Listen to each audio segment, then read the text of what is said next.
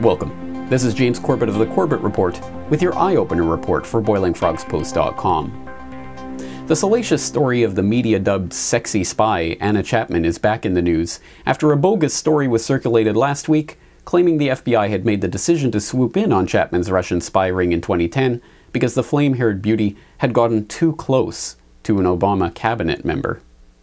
In reality, the report was based on an interview with an FBI official, Frank Figliuzzi, whose comments were taken out of context and distorted. The spy the FBI was concerned with was not the model-esque Chapman, but the less photogenic Cynthia Murphy, and getting too close referred to Murphy's role as a financial advisor to a Hillary Clinton fundraiser. Still, the press were happy to use the excuse to plaster Chapman's face on the nightly news, and ran with the story before seeking clarification. Such was the level of interest in the story that one could be forgiven for believing the establishment media had discovered a newfound zeal for covering the topic of foreign countries spying in the United States.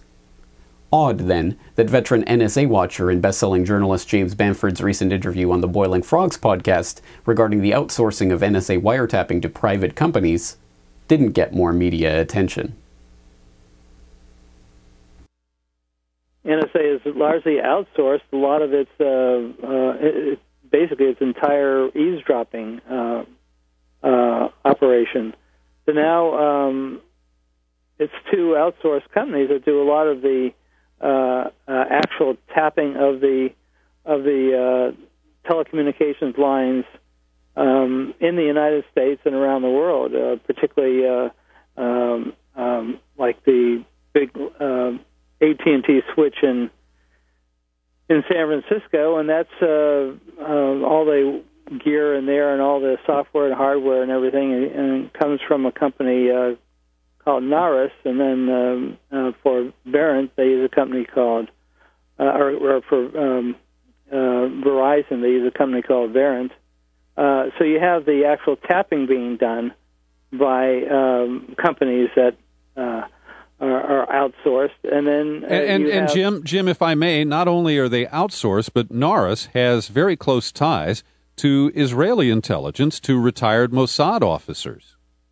Well, actually, both of those companies were formed in Israel by Israelis, and there are I don't detail the actual connection to the Mossad, but there are connections to intelligence organizations within Israel that both of these companies have had connections to Israeli intelligence. Verint, for example, was formed by a former Israeli intelligence agent. I think he's more military intelligence than Mossad, but the point is that there's these Israeli connections to companies that are heavily involved in the putting the software and hardware in place to do all the eavesdropping. The knowledge that Israeli-connected companies and intelligence agents have been involved in detailed and elaborate spying operations in the U.S. is of course nothing new. The phenomenon has been painstakingly documented over the years by numerous journalists and sources. Former CIA counterterrorism officer Philip Giraldi is on a mission. He says he wants to expose how costly and dangerous Israeli espionage is to the United States. Israel steals technology, steals secrets from the United States. Giraldi is the executive director of the Council for the National Interest Foundation, which just released a 12-page overview written by Giraldi called The Spy Who Loves Us. He says Israel conducts more espionage against America than any other U.S. ally. It should almost be seen like an act of war. Indeed, the documented cases of Israelis spying on their supposed ally, the selfsame American government that is supplying it with $3 billion in grants each year, are nearly too numerous to document. Perhaps the best-known case of Israeli spying in the US is that of Jonathan Pollard. A civilian analyst in Navy intelligence, Pollard had access to thousands of secret documents that he passed to Israel. Until 1998, Israel denied that it had any direct contact with Pollard, but in May of that year, Benjamin Netanyahu admitted that Pollard was an intelligence source who was being handled by the Israeli Bureau for Scientific Relations. Since then, The Israeli government has lobbied extensively for him to be released from prison in North Carolina, where he is currently serving a life sentence with an expected release date of 2015. Far more than Pollard, though, Israeli spying spans a number of decades and goes to the heart of the most sensitive data and material in the American government. In the late 1960s, Zalman Shapiro, a prominent member of the Zionist Organization of America, was placed under investigation for passing highly enriched uranium to Israel. Shapiro founded the nuclear fuel plant at Apollo, Pennsylvania, and enough uranium was believed to have been smuggled from the plant to create Israel's first dozen nuclear bombs. The CIA Tel Aviv station chief has said that the plant was an Israeli operation from the beginning. But all FOIA requests for the extensive CIA files on the operation are being rejected, presumably because it would mean the US would have to give up its long-held policy of nuclear ambiguity and admit the fact that Israel has nuclear weapons. In 1985, Richard Kelly Smith, a physicist and businessman who had contracted with NATO and NASA, was arrested for illegally passing 15 shipments of nuclear triggering devices to the Israeli government via an Israeli trading company. He was sentenced to 40 months in prison, but was immediately eligible for parole because he was 72 years old at the time of his sentencing. In 1993, a massive ADL-led spying operation was busted targeting numerous institutions and individuals, including the NAACP and even the San Francisco police. The data was being passed to Israel and in some cases South Africa. The city dropped criminal prosecution of the case after lobbying from local Jewish organizations, but the ADL was forced to settle a civil lawsuit out of court for an undisclosed sum. In 1996, it was revealed that the Office of Naval Intelligence had confirmed that U.S. technology has been acquired by China through Israel in the form of the Lavi fighter and possibly SAM surface-to-air missile technology. According to the report, this technology transfer represents a dramatic step forward for Chinese military aviation. There are many such stories of spying and espionage relating to Israel, but by far the most revealing center around 9/11. I grabbed my binoculars and I could see the towers from my window. And this is where I'm looking. And all of a sudden, down there, I see this van park.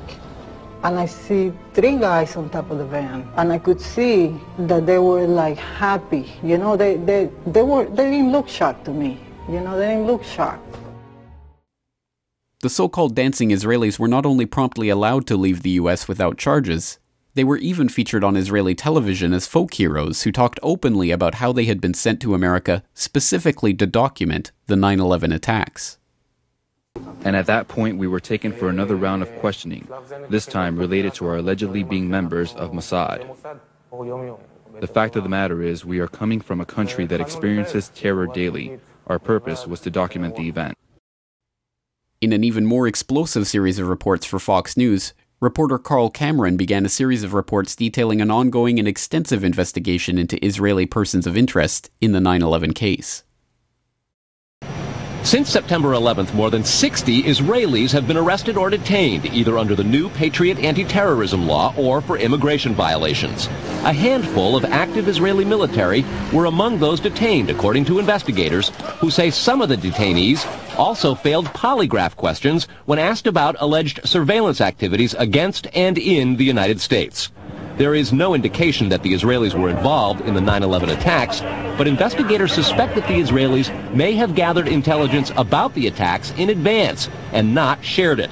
A highly placed investigator said there are, quote, tie-ins, but when asked for details, he flatly refused to describe them, saying, quote, evidence linking these Israelis to 9/11 is classified. I cannot tell you about evidence that has been gathered. It's classified information. The report detailed striking facts about how 2 Israeli-owned companies were suspected of supplying Israeli intelligence with vast streams of data about the American phone systems, as well as providing Israeli agents with warnings when they were under investigation by U.S. authorities. One sitting in city, please. Here's how the system works. Most directory assistance calls and virtually all call records and billing in the U.S. are done for the phone companies by Amdocs Limited, an Israeli-based private telecommunications company. Amdocs has contracts with the 25 biggest phone companies in America and more worldwide. The White House and other secure government phone lines are protected, but it is virtually impossible to make a call on normal phones without generating an Amdocs record of it. The company is Comverse Infosys, a subsidiary of an Israeli-run private telecommunications firm with offices throughout the U.S.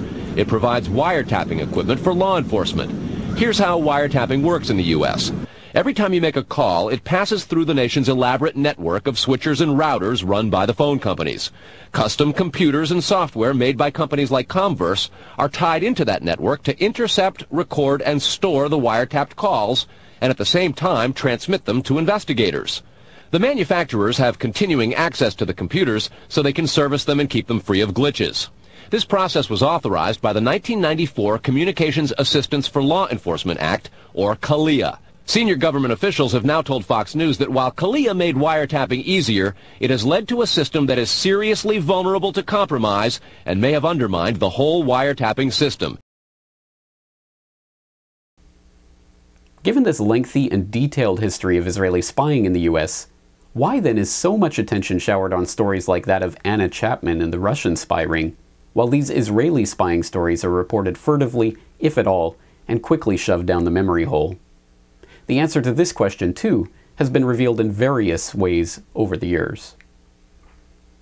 Now, files declassified in America have revealed covert Republic relations and lobbying activities of Israel in the U.S. The National Archive made the documents public following a Senate investigation. They suggest Israel has been trying to shape media coverage of issues it regards as important. You can download these files from the website of the Institute for Research on Middle Eastern Policy. And we can now cross to Washington and talk to Grant F. Smith, who is the director of this institute. Thank you for joining us, Mr. Smith. I'd like to begin by asking you, what exactly do these files reveal? These files are from a sealed Senate investigation, which was the result of the Senate Foreign Relations Committee and the U.S. Department of Justice looking into groups that brought $36 million into the U.S. to plant stories in the U.S. media and promote Israeli foreign policy objectives in the United States. Of course, spying between countries that are nominally allies is in itself nothing new. U.S. spies themselves have been caught up in numerous scandals over the years, including the infamous UN spying scandal that was revealed in 2010. But when a country like Israel, a supposed friend of the United States, and a nation for whose billions of dollars in economic and military aid the American taxpayers foot the bill, turns out to be the nation that is most deeply involved in spying operations in the U.S. and even controls much of the technology and financial infrastructure through which the U.S. uses to spy unconstitutionally on its own citizenry, the American people have a duty not merely to be puzzled, but to be actively outraged at the government and media's complicity in keeping this information from the public. Congress will not, of course, change its tune overnight and suddenly start holding accountable the nation which has so long bragged of its influence over them. Nor will the media suddenly start fear-mongering about the nuclear-armed, espionage-conducting menace to American security that is Israel. Instead, as always, the American public, and indeed the people of all the countries around the world who are similarly dealing with Israel's spying activities, have to inform themselves of the true history of these operations and spread this knowledge to others. After all, the only alternative is to hope for an Anna Chapman-esque photogenic Mossad agent to be apprehended on U.S. soil so that the establishment press will have no choice but to cover the story in an attempt to bolster their plunging ratings. This video is brought to you by the subscribers of BoilingFrogsPost.com. For more information on this and other topics, please go to BoilingFrogsPost.com. For more information and commentary from James Corbett, please go to CorbettReport.com.